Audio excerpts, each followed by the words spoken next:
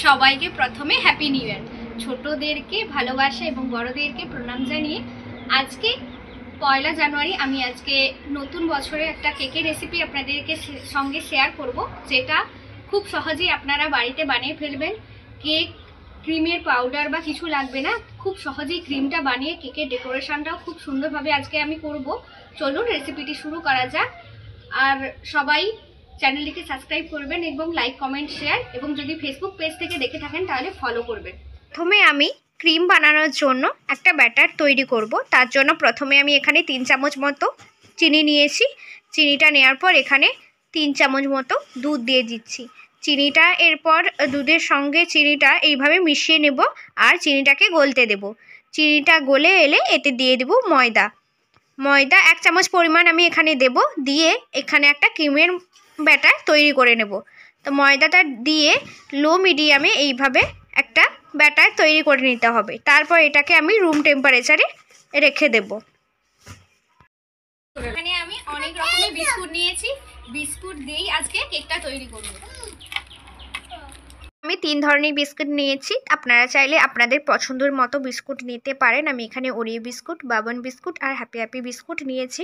আপনারা আপনাদের পছন্দের মতো বিস্কুটটা নিয়ে নেবেন। আমি এখানে যেহেতু চকলেট কেক করব তাই জন্য এই রকমই 3 ধরনের চকলেটি বিস্কুট নিয়েছি। এরপর বিস্কুটগুলোকে গুঁড়ো করে নেব।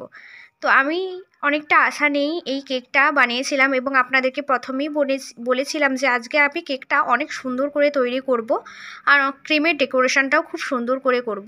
কিন্তু শেষ পর্যন্ত কেকটা করার সময় আর আমার এই আশাটাই ভেঙে গেল।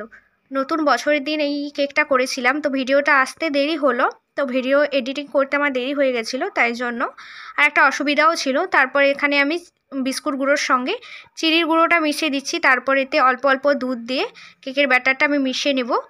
আর এতে আমি বেকিং সোডা, বেকিং পাউডার দিয়ে দিয়েছিলাম, দিয়ে ব্যাটারটাকে এইভাবে মিশিয়ে নিতে হবে। ব্যাটারটা আমার রেডি হয়ে গেছে।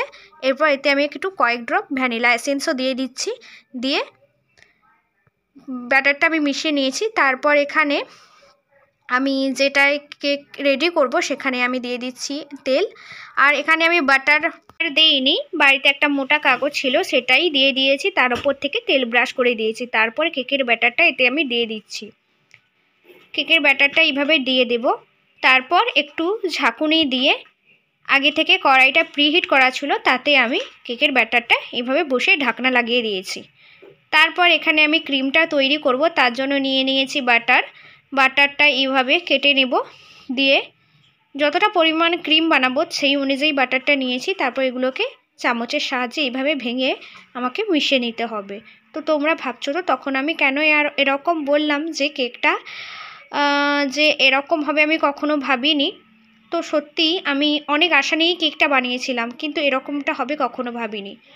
তারপর ক্রিমটাকে এইভাবে 5 মিনিট নিতে হবে। তারপর এটাকে 10 মিনিটের জন্য ফ্রিজে রেখে দিয়ে আসতে হবে। তারপর 10 মিনিট পর আমি এখানে আবারও 10 থেকে 15 মিনিট এটাকে আবারও ফেটে নিতে হবে। 10 থেকে 15 মিনিট ফেটানোর পর আমি যে সেই ব্যাটারটা তৈরি করেছিলাম 1 চামচ করে দিয়ে এইভাবে আবারও মিশিয়ে নিতে হবে। দেখবেন তাহলে ক্রিমটা দারুণ হবে। তারপর এখানে আমি চকলেট ফ্লেভারে যেহেতু করব, তো তাই জন্য আমি এখানে চকলেট কোকো পাউডার ইউজ করেছি। আপনারা চাইলে আপনাদের কাছে যদি চকলেট থাকে তো চকলেটটা দিয়েই এইভাবে ক্রিমটা তৈরি করে নেবেন। তো তার জন্য আমি এগুলো বাড়িতেই তৈরি করেছিলাম, পেপার কেটে তারপর তার উপর ইস্ত্রি চালিয়ে এইভাবে করেছিলাম। তারপর সব কিছুই আমি বাড়িতে থাকা জিনিস দিয়েই করেছি। তো আমার কেকটাও তৈরি হয়ে গেছে। তারপর এখানে আমি ক্রিমটা পেপারের মধ্যে এইভাবে ঢুকিয়ে নিচ্ছি যাতে কেকের ওপরে ডেকোরেশন করতে পারি। তো অনেক আশা নিয়েই আমি ডেকোরেশনের কাজে লেগেছিলাম, কিন্তু আমার মনের মতো ডেকোরেশন হয়নি আর আমি পারিও নি ঠিক মতো করতে। তারপর কেক থেকে এই কাগজটা তুলে নিচ্ছি, তুলে নেওয়ার পর কেকের ওপর ক্রিমটা দিয়ে দিয়েছিলাম, কিন্তু আমার খেয়ালই ছিল না যে কেকটা হালকা গরম ছিল, তাই জন্য ক্রিমটা দেওয়ার সঙ্গে সঙ্গে এইভাবে গলে যাচ্ছিল। তখন বুঝতেই পারছিলাম না কিভাবে এটাকে ঠিক করব, তাই কিছুক্ষণ এটাকে ফ্রিজে রেখে দিয়েছিলাম। তারপর কিছুটা সেট হয়েছে। তারপরে এখানে যে আমি ডিজাইনটা করব, যেগুলো আমি ক্রিম দেওয়ার জন্য ব্যবহার করছিলাম সেগুলো তো ঠিকমতো শেপ দেওয়াও ছিল না, তার জন্য ঠিকভাবে ক্রিমটাও বেরোচ্ছিল না, তাই জন্য এইভাবেই ডেকোরেশন করেছিলাম। তাই বলেছিলাম যে মনের মতো আমার ডেকোরেশনটা হয়নি। অনেক আশা করেই আমি ডেকোরেশনটা ভেবেছিলাম অনেক সুন্দরভাবে ডেকোরেশনটা করব, কিন্তু সেরকম হয়নি। যেহেতু নতুন সাল 2025, তাই 2025টাই লিখলাম। আর ভেতরে তারপরে গোলাপ ফুল ছিল, তাই সাইডে সাইডে গোলাপ ফুল লাগিয়ে এইভাবে ডেকোরেশনটা করেছিলাম আমি। তো যা হোক, এমনই হয়েছিল কেকটা। আর তারপরে কিছু গোটা বিস্কুট ছিল, সেগুলোকে আমি ওপরে দিয়ে দিয়েছিলাম একটু সুন্দর দেখানোর জন্য।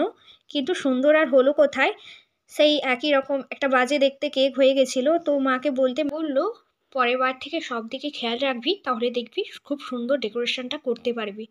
তো আমিও সেই কথা ভেবেই লেগে পড়েছিলাম এই ডেকোরেশনটা করতে।